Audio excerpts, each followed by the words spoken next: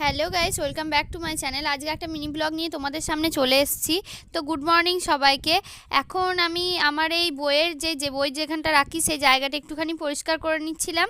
আর এদিকে আমি যখন পড়াচ্ছিলাম মা আমাকে দিয়ে গিয়েছিল ছোলা, বিস্কুট আর চা তোমার শরবত হয়ে গেছে পুরো। আমি আর ভাই নিয়ে খেয়ে নিলাম চা বিস্কুট, ছোলাটা আমিই খেলাম। ছোলাটা যেহেতু একটু শক্ত সেই কারণে যেন ওকে দিইনি। আর আমি একটু ছাদে এসেছিলাম ভিডিও করতে, নিয়ে তখন দেখছি একটা শালিক পাখি এসছে। দেখি আজকে কার সাথে ঝগড়া হয়, সারাদিন তো মায়ের সাথে ঝগড়া লেগেই থাকে। আর তারপরে আমি জানলাটা খুলে নিলাম, সকালের দিকে খোলা হয়নি, পড়ানো ছিল বলে। তারপরে ঘরটা একটু পরিষ্কার করে নিলাম, এটা তো আমার প্রতিদিনকার কাজ, এই কাজটা আমাকে করতেই হবে। আর বিছানাটা পরিষ্কার করে নেওয়ার পরে তারপরে ভাইকে খাটে উঠিয়ে দিয়েছিলাম। ভাই প্রচণ্ড তাহলে আমাকে জ্বালাতন করছিল।